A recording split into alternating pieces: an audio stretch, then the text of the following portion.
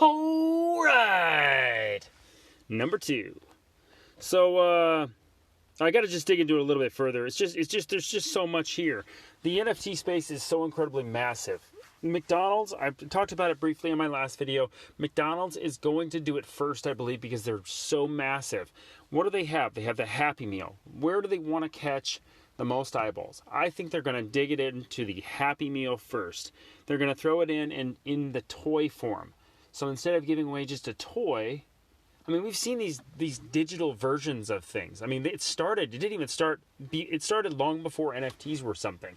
You know, remember back when you would buy a CD, right? You'd buy a CD for, not a CD, a DVD for your TV to watch whatever, a Disney movie or something, right? And it would come with a digital copy. They'd already prepped us for this. So I think you're going to get in your Happy Meal, in your happiest little carb central, little high cholesterol, happy, freaking amazing little meal that creates fat Americans. I think that Happy Meal is going to come with 2 versions at first. It's going to be a digital version, which is going to be an NFT, which is really cool about this is a lot of people aren't going to know what the hell it is. And so there's going to be a lot of these things that are just going to go away. They're going to be taken out of circulation because people aren't going to know what they are. They're going to show up. They're going to be in there with the toy. You're going to get like this one here. You're going to get like that toy in a digital, like that one there. Look, you're getting your Pokemon and a card. They're going to give a digital version as well. And that's where it's going to go in the retail side of things is you're going to start seeing a shift take place where we're going to go more digital. Obviously, you can't have digital food because you can't eat it. So that probably won't happen. But the shift here, the thing that's going to take place is going to be slowly they're going to implement it in. And it's going to come like that. So I think that's where McDonald's is going to take it in. That's going to be same with like probably Carl's Jr. and all these little retail fast food chains. We've already seen it with, what was that one thing that took place? Oh, yeah, with Chipotle. That's right. Chipotle's burritos are Bitcoin. Do you remember this? Some dude, who the hell was his name? He forgot his password for his hard drive that had all this Bitcoin on it. And so they put together this contest for people to guess the password. And if they win whatever, they win some Bitcoin or burritos for, I don't know, for 1 year or something like that. So... yeah, the breakdown's right there. You can read it if you want. But again, this was a month ago, and this was like the first implementation of where businesses started to say, hey, we can take Bitcoin and just the currency itself and start talking about currency being involved in society. And so that was a big shift. I think that Chipotle could easily create an NFT, kind of like Gary Vee says, like a golden burrito NFT that just allows you to have burritos for a year or something. I don't know. But anyways, that was a cool implementation of it. Taco Bell created an NFT. I know you believe that. They really did. And they sold it. There's 25 tokens representing the most animated artworks listed and bids starting at 0.001 wrapped ether. And I think the highest one sold for 1.5 ether. So that's pretty cool.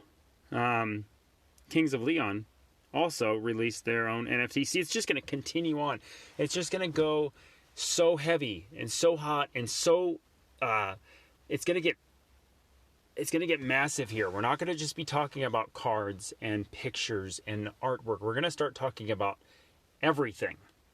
Anything that you get, something you receive, you get a little gift card or you get something like that, it's going to be in NFT form. It's going to be absolutely bananas massive. So a lot of these are on Rarible. I think was this one on Rarible? I think Taco Bell was on Rarible. I just don't remember. Thought I remember reading that. What other one? I had another one. Oh yeah, and then also Pizza Hut did it. They called it an NFP, non-fungible pizza. So fun little piece of word there. But it's going to start bite size. I like that. That's how it's going to work. And we're going to start to see it more and more. If you're not if you're not too, if you don't really understand non-fungible tokens right now, that's probably okay.